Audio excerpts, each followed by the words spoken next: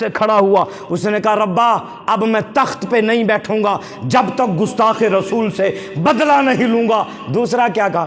اس نے کہا مولا اس وقت تک مجھے زندگی دے کہ اس عیسائی بادشاہ کو اپنے ہاتھوں سے قتل کروں۔ تیسرا، مولا آج کے بعد میرے اوپر نیند حرام ہے۔ میں تو سوچتا ہوں کہ ہمیں نیند کیسے آ رہی ہے، مسجد اقصیٰ لہو لہو ہے، ہم کیسے سو رہی ہیں کہ مسجد اقصیٰ کے صحن میں بچوں کی سر کٹی لاشیں پڑی ہیں، ہم کیسے سو رہی ہیں کہ مسجد اقصیٰ کے صحن میں مسلمان ماؤں کے لباس اترے ہوئے اور خون شہیدہ میں غلطاں وہ سجدہ ریز حالت میں شہید کر دی گئی، ہم کیسے سوئے پڑے یار۔ پیارے نبی نے فرمایا پوری امت مسلمہ ایک جسم کی مانند ہے، اگر آنکھ میں درد ہو تو کیا خیال ہے پورا جسم بے قرار ہوتا ہے یا نہیں ہوتا؟ ہم خواب غفلت میں پڑے ہیں۔ مولا اس وقت تک نیند نہیں کروں گا جب تک میں بدلہ نہ لے لوں۔ آپ کو پتہ ہے اس کے بعد پونے دو سال تک صلاح الدین ایوبی بستر پہ سویا نہیں۔ پونے 2 سال تک صلاح الدین ایوبی بستر پہ لیٹا نہیں، یوں لیٹ کے سویا نہیں۔ جب نیند آتی تھی پتہ کیسے سوتا تھا؟ آنکھ کی آگ پتہ کیسے بجھایا کرتا تھا؟ خیمے کی جو لکڑی ہوتی ہے نا، خیمے کی لکڑی کے ساتھ ٹیک لگا کے یوں کھڑے کھڑے سو لیا کرتا تھا کہ میں نے اپنے نبی سے وعدہ کیا ہے کہ یا یہ رہے گا یا نبی کا گستاخ رہے گا۔ وعدہ کیا ہے نبی کے ساتھ، پونے 2 سال نہیں سویا، 15 سال گھوڑے کی پشت پہ گزار دیے، 16 جنگیں لڑی بیت المقدس فتح کرنے کے لیے۔ پہنچا، گھوڑے تیار کیے، ادھر لشکر اسلام کو حکم دیا تیاری کرو، اور وہاں کیا کیا؟ وہاں خط لکھا اس عیسائی کے پاس۔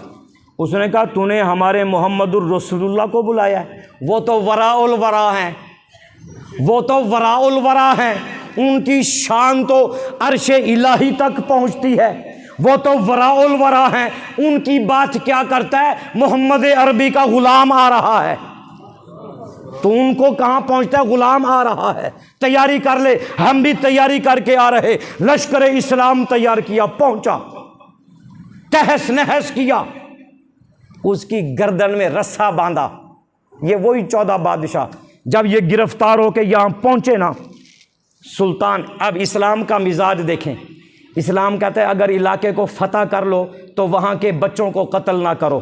اسلام کہتا ہے وہاں کے بوڑھوں کو قتل نہ کرو، وہاں کی عورتوں کو قتل نہ کرو، وہاں کے جانوروں کو آگ نہ لگاؤ، وہاں کے پودوں اور درختوں کو نہ جلاؤ۔ جو آدمی امن مانگے امن دے دو، امن دے دو، امن، اس لیے کہ اسلام ہمیں امن کا درس دیتا ہے۔ اب صلاح الدین نے کہا تخت تو خالی تھا نا، ایک عیسائی بادشاہ کو اپنے تخت پہ بٹھایا، کہا تو یہاں بیٹھ، باقی سب کو پانی پلایا، کہا جسے ہم تخت پہ بٹھاتے ہیں اسے بھی امن دیتے ہیں، جسے ہم پانی پلاتے ہیں اسے بھی امن دیتے ہیں۔ لیکن وہ جو ریجینالڈ تھا نا، اسے پانی نہیں پلایا، اسے ایک بادشاہ نے اپنا بچا ہوا پانی دیا، سب کو معاف کر دیا۔ لیکن جب ریجینالڈ کی باری آئی نا، صلاح الدین کی آنکھوں میں خون اتر آیا، صلاح الدین کا جسم کپ کپانے لگا، تلوار نیام سے نکالی، اس ریجینالڈ گستاخ رسول کے سینے پہ بیٹھے اور اس کی گردن اتارتے ہوئے کہا ارے کتے، تو نے کہا تھا کہ کہاں ہے تمہارا نبی؟ ہمارا نبی جہاں ہے، یہ محمد عربی کا غلام تیرے سینے پہ بیٹھا اور تجھے بتا رہا ہے کہ نبی کے گستاخ کے لیے کوئی معافی نہیں۔ اس نے کہا تو مجھے معاف کر دے، تو مجھے معاف کر دے، تیرا نام تاریخ میں لکھا جائے گا کہ ایک بادشاہ نے بادشاہ کو معاف کر دیا تھا۔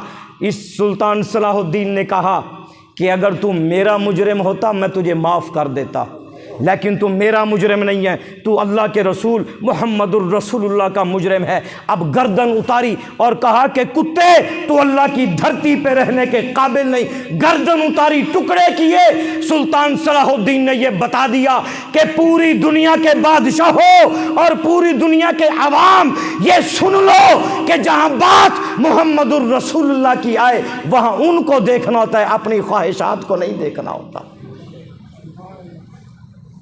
بیت المقدس فتح کرنے چلا، بیت المقدس کے اندر داخل ہوا سلطان صلاح الدین ایوبی۔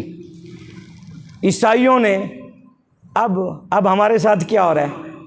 ہمارے اوپر تو میزائل آتا ہے نا، بچے بھی گئے، بوڑھے بھی گئے، قرآن مجید بھی گئے، نبی کی سنت بھی گئی، نبی کی حدیث کی کتابیں بھی گئی۔ میں نے لال مسجد میں وہ منظر جا کے دیکھا تھا کہ خدائے پاک کی قسم آج بھی انہوں نے وہ قرآن مجید ایک کمرے میں محفوظ رکھے ہیں کہ جن قرآن کے اندر سے گولیاں گزری ہوئی ہیں آج بھی لال مسجد اسلام آباد کے کمرے میں وہ بخاری شریف کی حدیث کی کتابیں آج بھی موجود ہیں جو لہو سے رنگین ہیں، آج بھی موجود ہیں جن کے اوپر گولیاں لگی ہوئی اور آنکھ قرآن مجید کے شہید پڑے۔